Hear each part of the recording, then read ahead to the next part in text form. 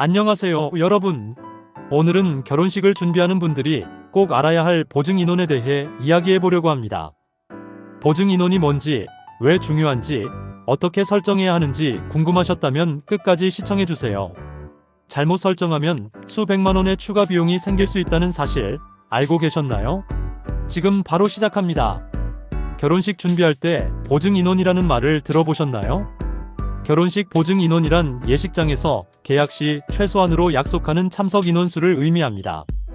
예식장 측은 이 보증 인원을 기준으로 결혼식 준비를 하고 실제 참석 인원이 보증 인원보다 적더라도 보증 인원에 해당하는 비용을 청구합니다.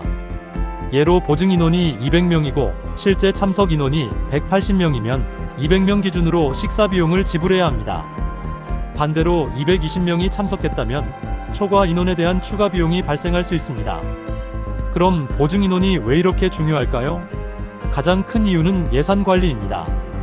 결혼식 비용에 거의 식사비로 지출되는데 보증 인원을 잘못 설정하면 큰 금액 차이가 발생할 수 있어요. 보증 인원 설정 시 고려할 사항. 하객수 예상 초대할 인원수와 참석 가능성을 신중히 고려하세요. 초대장 발송 전 가족, 친구, 동료 등 하객 그룹별 예상 참석표 분석하세요. 일반적으로 가족은 90%, 친구는 70%, 직장은 50% 정도 참석한다고 가정합니다. 여유 인원 설정. 결혼식 당일 변수가 있을 수 있으므로 약간 여유를 두는 것이 좋습니다. 예식장 계약 조건 확인. 보증 인원을 줄이거나 늘릴 수 있는 조건, 마감, 기한 등을 계약서에 명확히 확인하세요.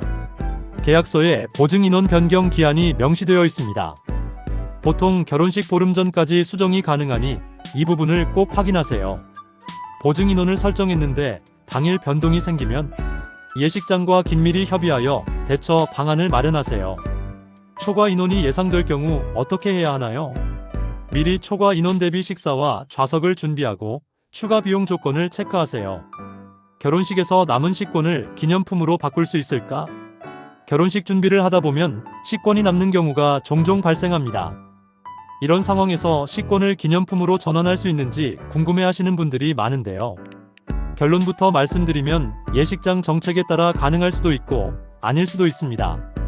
대부분의 예식장은 식권을 기념품이나 다른 서비스로 전환하는 것에 대해 어느 정도 유연성을 가질 수 있습니다.